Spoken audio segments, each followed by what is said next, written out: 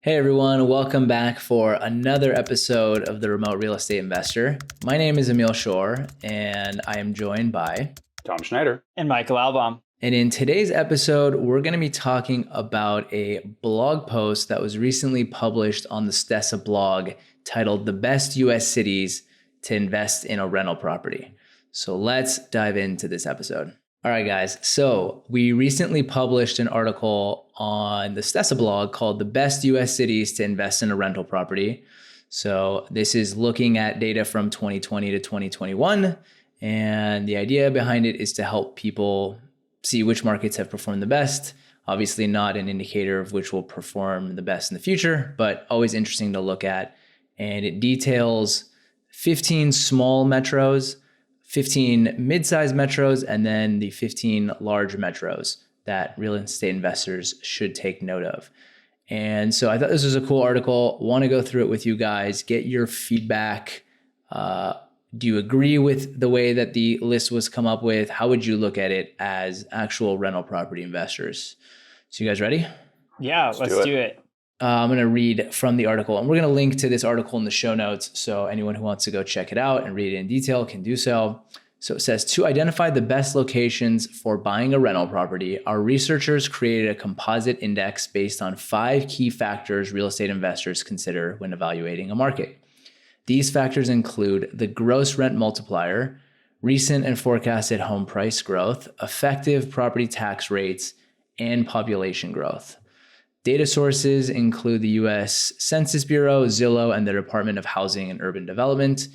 To improve relevance, only locations with at least 100,000 residents and available data from all sources were included in the analysis. So that's all the boring stuff to get out of the way. But so those key factors, right? So this team of researchers, they created a composite index based on gross rent multiplier, recent and forecasted home price growth, property tax, population growth. Without diving into like the actual list yet, what do you guys think? Are those factors that you care about as a real estate investor?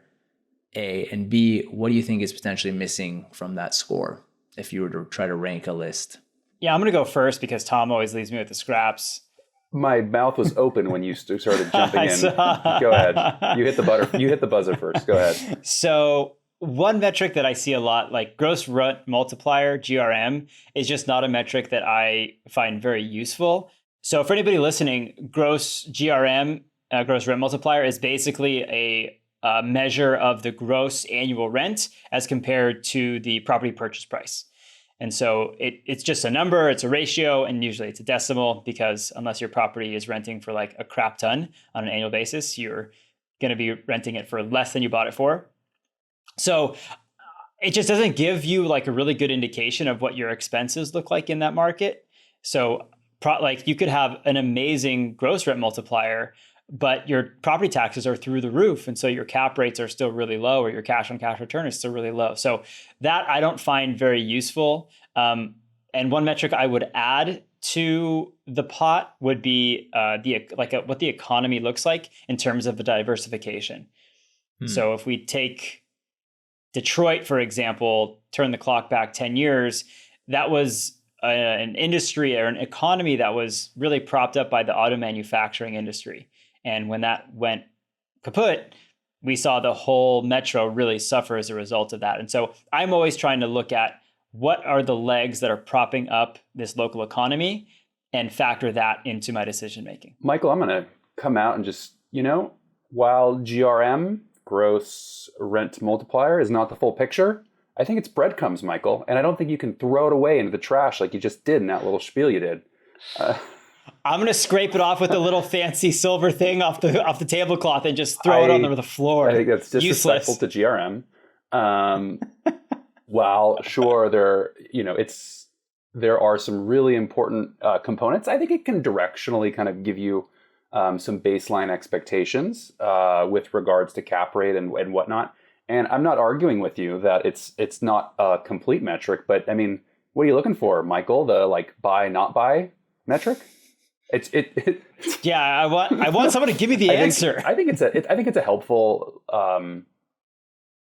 just general metric to look at when evaluating markets at that really high level. You're not making your acquisition decision And this is, I mean, a fun thing about buying real estate is that there's funnels, right? You're evaluating markets, then you're evaluating neighborhoods, and you're evaluating properties. And I think the GRM, it could be an initial good one to start with. So let me take a shot in the dark here.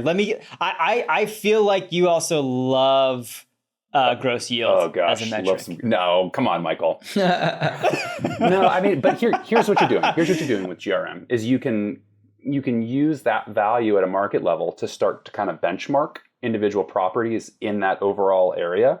But again, not the end all be all. Now I'll go ahead and throw my little thought on the other metrics. Do you like how I changed the topic before to like letting you get any more words in with that? You guys, this isn't a showdown episode, fashion. But you're treating it like one. But you know what? So much Tom made it into one. Like adrenaline. Yeah. Okay. Come on, Tom. Come on. Emil, life's a competition. I don't know if you got that memo. Yeah. You're right. I like the fire. Keep it going, guys. Okay. So I'm going to talk about, I like that they have a minimum population of 100,000 people, like in the metros that they're looking at. But what I will say is it's different if you're looking at an area that has 100,000 population and like that's it surrounding it. It's another thing if you're looking at a pocket of 100,000 that's right next to a pocket of 200,000 or 300,000. So I personally really like population dense areas. I think for some of the reasons that Michael talked about in that they generally have more diverse economies. I would add that as another top level metric when evaluating these, not just kind of giving it a floor of saying it's greater than $100,000 people. That's the number. So I think that like clustering general MSA is like really important in the way that I would evaluate, okay, what's the best rental market? So I agree with what you guys said. My 2 cents, I would ideally like to see something like insurance costs, right? That's another big important cost for real estate investors. Really hard to do that, like blanket in insurance costs. And I'm sure that's why it wasn't included here, but something to consider. And then, harshness of environment, I think is an important one as well, right? If you have a place that gets very hot and very cold, your CapEx over the long run is going to be higher than somewhere like Southern California that has more like milder temperature all year, right? So these are all things I think in a perfect world, you wave your wand and you could like have the data for these and plug them in. Very difficult to come up with. So I think what was used is what's really available and easy to collect for this. I thought of one more thing I would want to add on this. Yeah. So they're giving like percentage changes in home price, year over year. Yeah. Like comparing that to the baseline is really important. Like if you have an area where the average home price is $60,000 and it goes up by $5,000, right? That looks like a gigantic jump, and it is. But if you're looking at that same area and the average home price is $200,000 and it jumps up $20,000, like that baseline is a helpful breadcrumb in the evaluation process. So. Oh, so now you're into breadcrumbs. Are you kidding me? I love breadcrumbs. I'm a big breadcrumb guy. Big breadcrumb guy. Yeah. Emil, getting back to your thing about insurance, kind of the cool thing about it is I would be shocked if you did an overlay with the highest insurance costs over natural catastrophe zones throughout the US, you'd see a pretty strong correlation. And so in parts of California, parts of practically the whole state is in a wildland fire zone. And so you see your dwelling fire insurance costs through the roof. Same thing in hurricane zones. Earthquake zones is a little bit different because you're getting specific coverage for that. But just for your standard like dwelling homeowner policy, I would be surprised if it wasn't a really strong correlation with the natural hazard zones. Good point, insurance guy. Insurance guy, one more question for you. This is unrelated. How can I help? Earthquake insurance. So you are a new homeowner, I believe, in California. Yeah, can't you see all my earthquake strapping on my 2 water heaters? we were complimenting him bawling out and having 2 double water heaters. One for the sink and one for the bath, Get a tankless, man. Just kidding. What do you think I'm made of money? My question before earthquake insurance, totally unrelated. Are you a buyer of earthquake insurance? Am I pro? Yeah, I am. And there's like so much flack out there for people that get earthquake insurance. And here's the real like hard pill that people have a hard time swallowing is the deductibles are normally, 5, 7.5, 10, 15%, but it's of the dwelling limit. So if you have a $500,000 house with a 10% deductible, you're on the hook for the first 50,000. And so for a lot of people, that ends up being more than their down payment or their equity in the home. And so they figure if they got to come up with 50 grand and they only put 30 into the property, they'll just walk away, and let it go back to the bank. So that's kind of the argument for not getting it. For getting it is if you have equity in the property, if you have a lot of cash sitting in the property, then it could very well be worth it. But again, your deductible is set based on the dwelling limit. So if you've got an expensive property, you're going to have to come out of pocket a lot of money for the insurance to even kick in. And the insurance itself is still really expensive on top of that, even with these high deductibles. Makes a lot of sense. Sorry, Emil. Let's get back on track. I'm always interested with these type of insurance questions with Michael, and good insight, Michael. Yeah, I'm sure our listeners are too. So good question. All right, let's get to the list because that's why people are here. So we'll start at 15 and we'll go to number 1. Tom, you actually brought up such a good point in that the percentage is not as important as, like if I own a home in California and my property increases 5% versus if I owned a home in Kansas and it went up 10%, because my property started out so much more, like my actual dollar increase in net worth or equity, however you want to look at it, is going to be so much higher. So that would probably be a more interesting way to look at it. But anyway, any guesses on number 15? Ooh. I'm going to admit I looked at it, but I forgot. You saw it in the article and don't remember from 5 minutes ago. I think it was somewhere in Florida. Wait, no, you're jumping ahead. Wrong, Michael. Classic. Hold on, it's in the Southeast? Kind of. Yes. Is it? I Nashville? hope Is it Nashville? It is Nashville. Good job, Tom. Yeah, You totally just opened up the link and looked back at it. I purposely put in a blank tab just to make sure that I wasn't.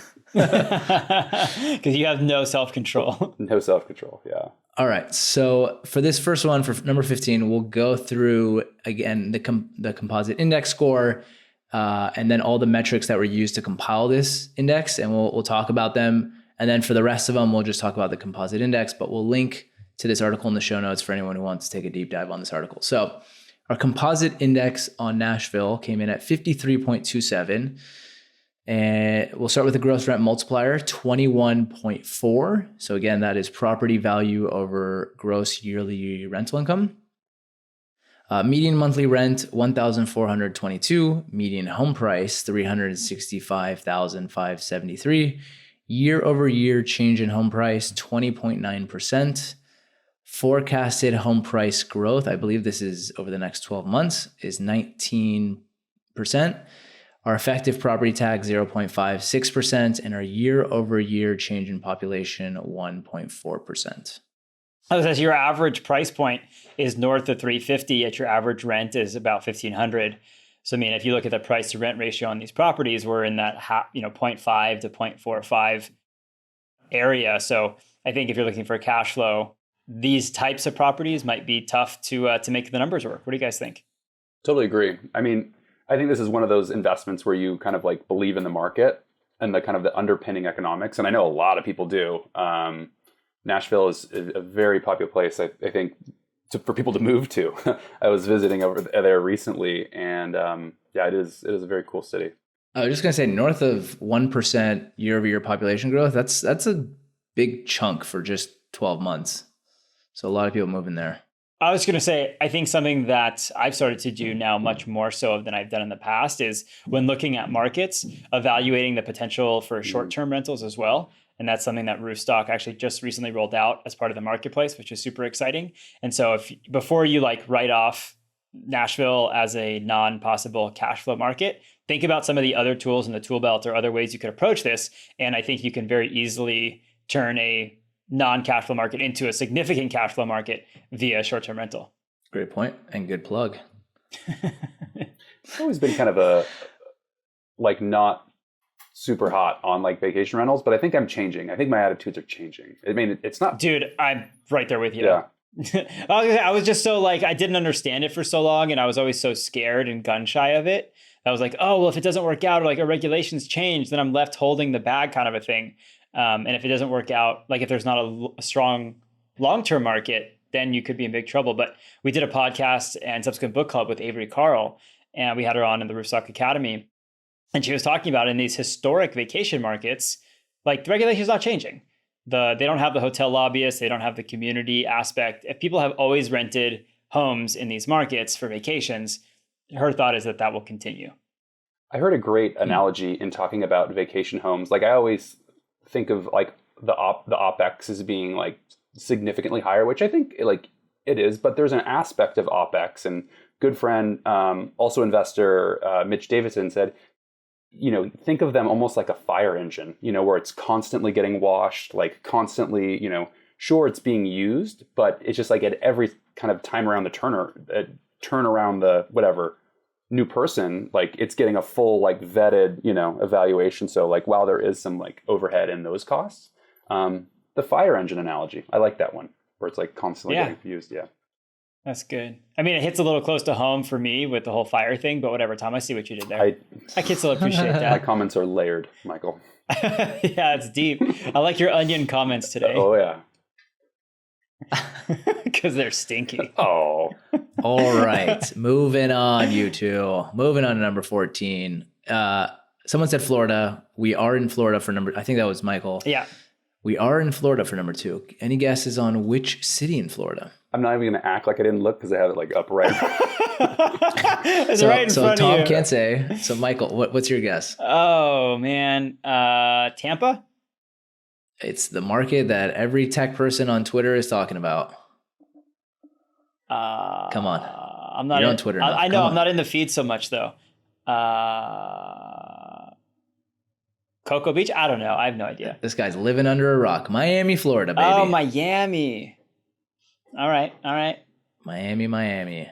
Our composite index score in Miami, 53.81.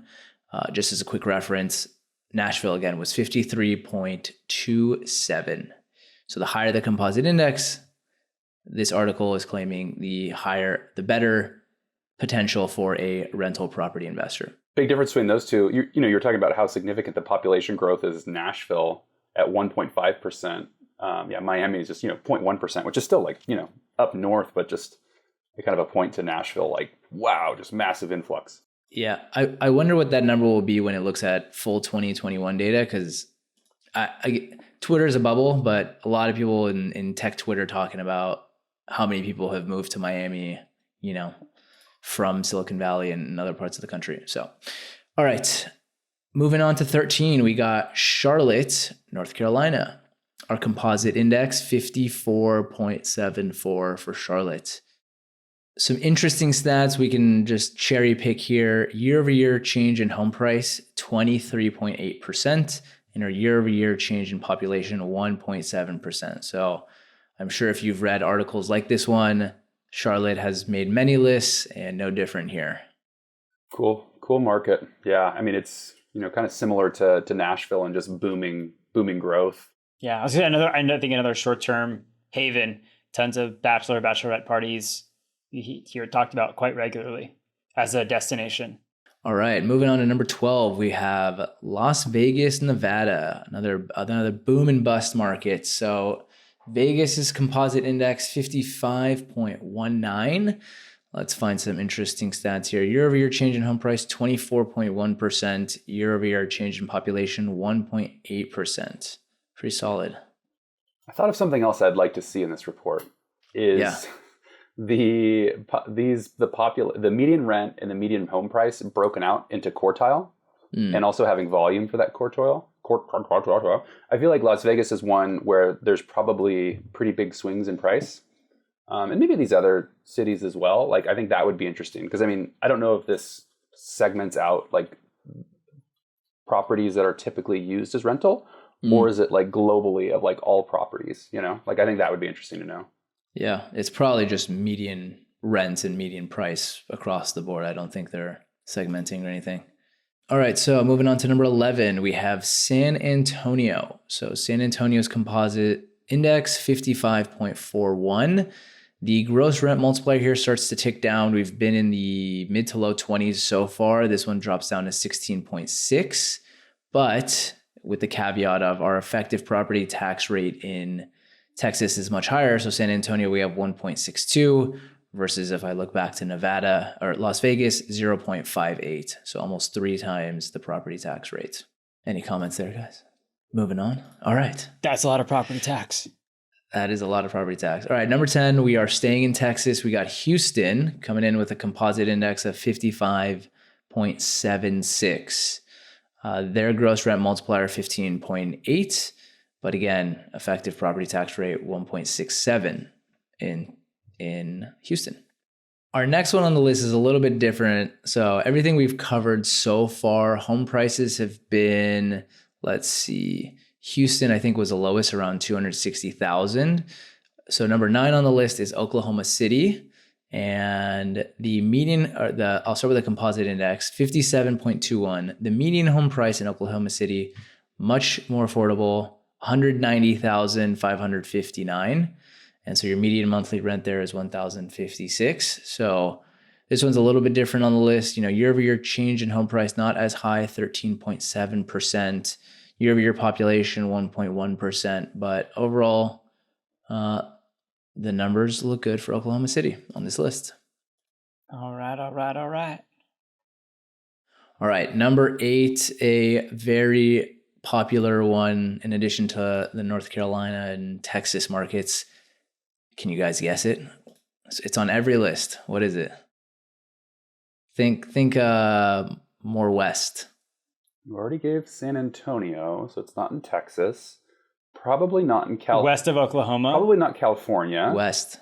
Could it be either Tucson or Phoenix or something? Phoenix. Ah. Yeah. Oh, yeah. Look at the wheels turned in there. I love it, Tom. All right. Phoenix coming in at number 8, probably on every list. Composite index of 57.45.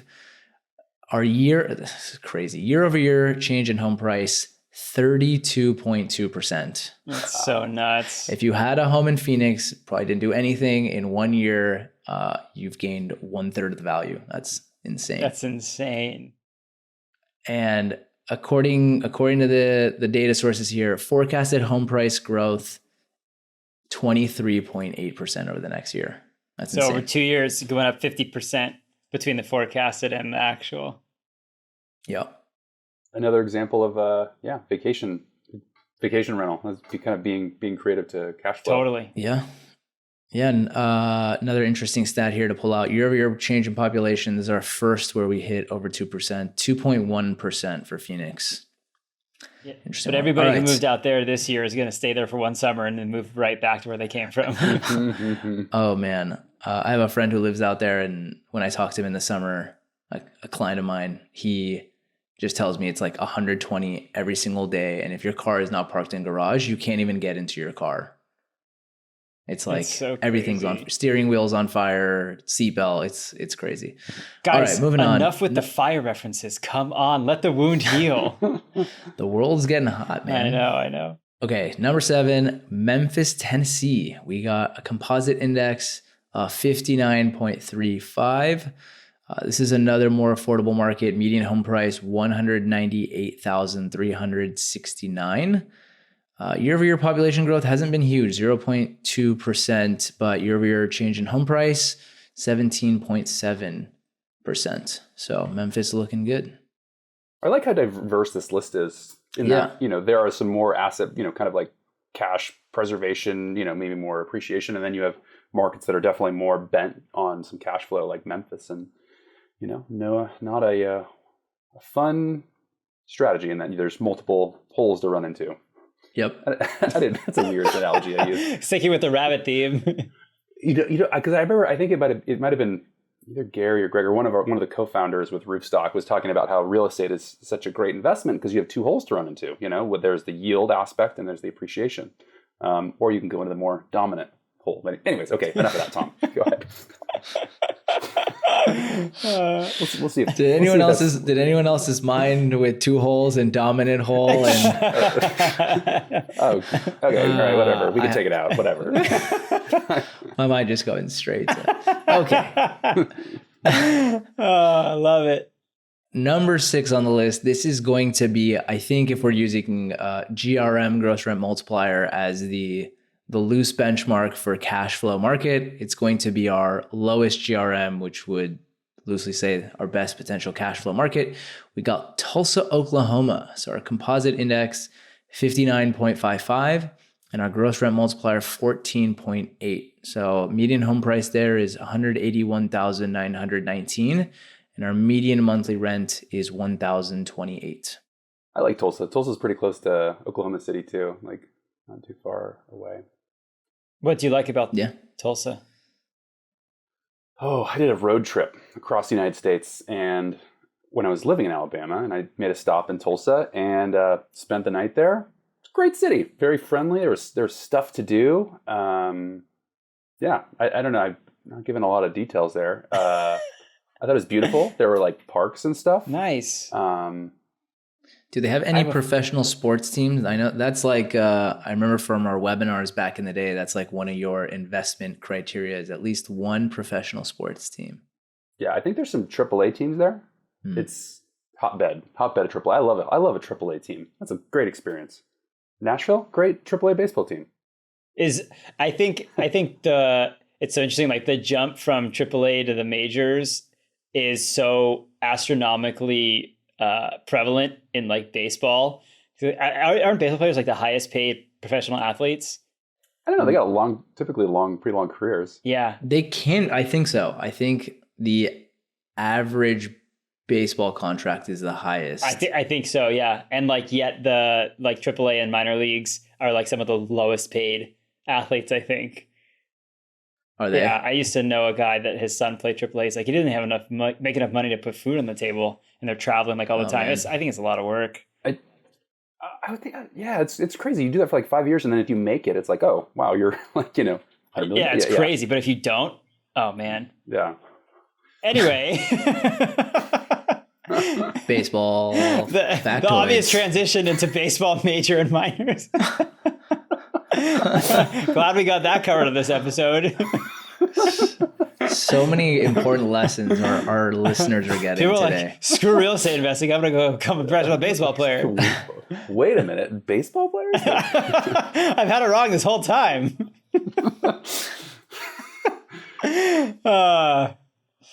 Onward and forward. Yeah. Number 5, back to Florida.